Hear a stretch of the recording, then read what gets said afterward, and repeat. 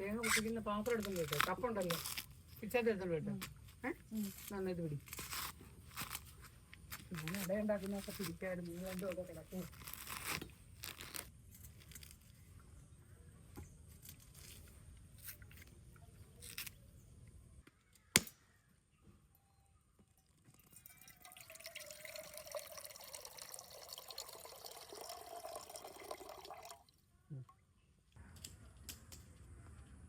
കുപ്പിയിലോട്ട് ഇങ്ങനെ ഒഴിച്ചു വെക്കും.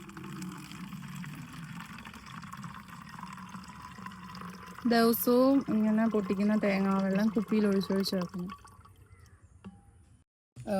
ഇത് നമ്മൾ അരയ്ക്കാനെടുക്കുമ്പം തേങ്ങ പൊട്ടിച്ച തേങ്ങാവെള്ളമാണ്. ഇത് ഒരാഴ്ച നമ്മൾ കുപ്പിയിൽ ഒഴിച്ച് വെക്കണം. എന്നിട്ട് അത് വേറൊരു കുപ്പിയിലോട്ട് മിക്സ് ചെയ്തിട്ട് കുറച്ച് പച്ചവെള്ളം കൂടി ഒഴിക്കണം. ഇത്രയും പോരെ വെള്ളം?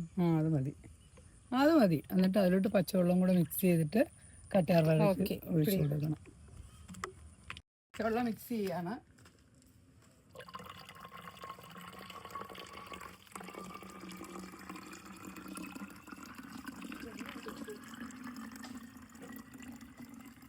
ഓക്കെ, ഇത്രയും മതി. ഇത് ഞങ്ങൾ പിരിച്ചിപ്പോൾ വെച്ചതാണ്. ഇതിൻ്റെ ഒരുപാട് എത്തുകളൊക്കെ ഉണ്ടായിരുന്നു, അതെല്ലാം ഞങ്ങൾ അടത്തിയെടുത്തു. അതെടുത്തിട്ട് നിറയെ എത്തുകൾ വരുമ്പോഴത്തേക്ക് ഒന്ന് ഇളക്കി കൊടുക്കണ്ടേ?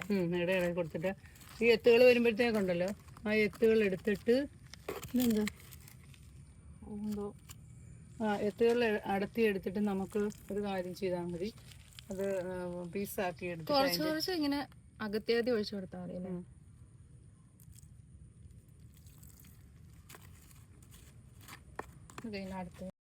തേങ്ങാവെള്ളമാണ്.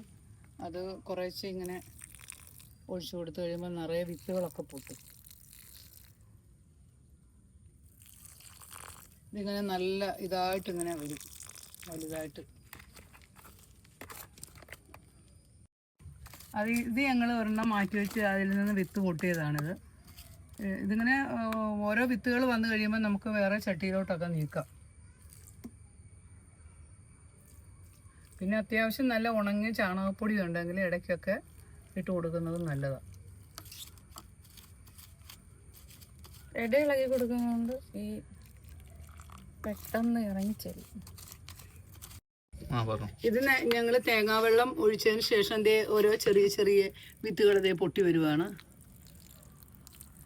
എന്നിട്ട് നമുക്ക് ആവശ്യം ഇതായി കഴിയുമ്പോൾ ഈ വിത്തുകൾ വേറെ ചട്ടിയിലോട്ട് ഇതുപോലെ മാറ്റിയിട്ട് കുറച്ച് ചാണകപ്പൊടിയും എല്ലാം ഇട്ട് കൊടുത്തിട്ട് ഈ തേങ്ങാവെള്ളം ഇതുപോലെ തന്നെ ഒരാഴ്ച കുപ്പിയിലെടുത്ത് വെച്ചിട്ട് കുറേശ്ശെ ഒഴിച്ചു കൊടുത്താൽ മതി. അപ്പോൾ നമുക്ക് ആവശ്യത്തിനുള്ള ജെല്ലെടുക്കാം. നമുക്കിഷ്ടമുള്ള എന്തിനു വേണമെങ്കിലും ഒക്കെ ഉപയോഗിക്കാം. ജ്യൂസ് അടിക്കാം, സ്കിന്നിലൊക്കെ ചൊറിച്ചിലും മറ്റുള്ള കാര്യങ്ങൾക്കൊക്കെ എല്ലാത്തിനും നല്ലതാണ്.